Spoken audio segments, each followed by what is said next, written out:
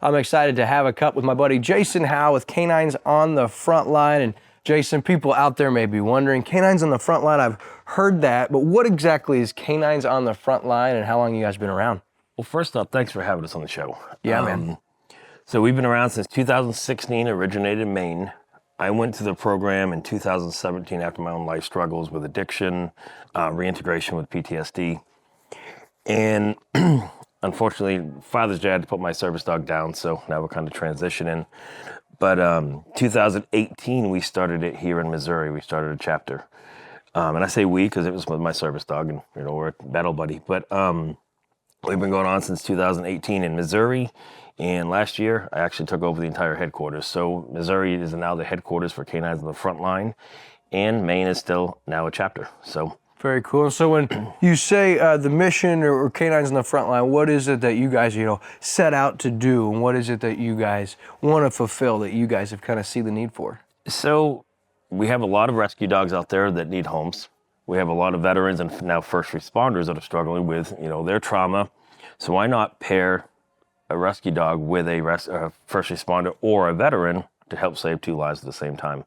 Very cool. And I know for you guys, you see not only on the PTSD and the trauma side and the need for those companions, but you also see some stories like that when it comes to the four-legged friends. One, for instance, Benny, I know a recent rescue. Kind of give us some background on your friend that you brought with you here at Slumberland today. Yes, so we were reached out by an organization in Illinois that they had a couple dogs that had been rescued from a federal raid, dog fighting ring. And I immediately said, yes, let's take it. So we went to Illinois last week, kind of did an evaluation, and Benny was very skittish with me. Obviously with the situation that he was living in with men, he's very timid. I've only had him for 5 or 6 days, and you can see him looking around right now. But Sure. 5 or 6 days, he has warmed up to me. He snuggles right up next to me, and he just wants to be loved. Yeah. And wants to be heard and understood. A lot of us veterans and first responders, we see a lot of things we don't like and don't want to ever, see again. The dog's the same way. We're able to vocalize it. The dogs can't. So why not try to help dogs, veterans, and first responders all at the same time? So a story like Benny, for instance, with the full circle plan, will he be placed somewhere where you see a need, or will he stay with you as kind of your companion? So he will be placed with me. Okay, cool. They showed us a bunch of different dogs, and he kept popping out to me, and I said, I'm not letting this dog go. And I think he realized it too. Once we got him, I kept feeding him hot dogs and stuff like that, and just kind of warming him up, and he hasn't left my side, and it's kind of making me happy again. So super cool. Okay, so K9s on the Frontline over the last year or so. Of course, we get to see Benny, but tell us some of the work you guys have done and maybe some of the placement or some of the companions that you guys have seen some success with. Yeah, so a lot of our veterans, we even opened it up to military sexual trauma. So we have a lot of females that maybe they didn't do combat, but they've been, sexually traumatic events going on in the military. So we've opened it up a lot to that too. And what we've seen is, the first couple weeks of class, they're very shy, don't want to talk. Nobody wants to talk, and they're nervous, and they think they can't handle the 30-week program. Then all of a sudden, things start happening. The dogs start sitting. We do it in a group setting at our facility in Jeff City and Fort Leonard Wood. And you start seeing the aha moments coming, because now the dog's sitting, and they're walking, and they're going out.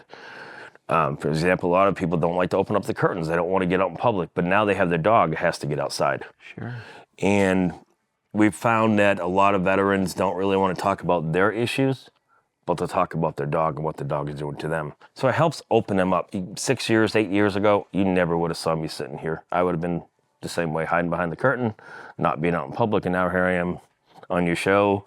Sure. In our annual fundraiser in March, we have 750 people, and I'm up on the stage. So the dogs really open the doors for us to be able to talk and say, hey, here's what the dog does for us, and this is what we love. So. Sure. So real quick, you mentioned the 30-week program. Is that through K9s on the Frontline and Yes, kind of it a is. proven program? Just touch on that real quick. Yeah, so it's at no cost to the veteran or first responder. So everything is done through donations and sponsors.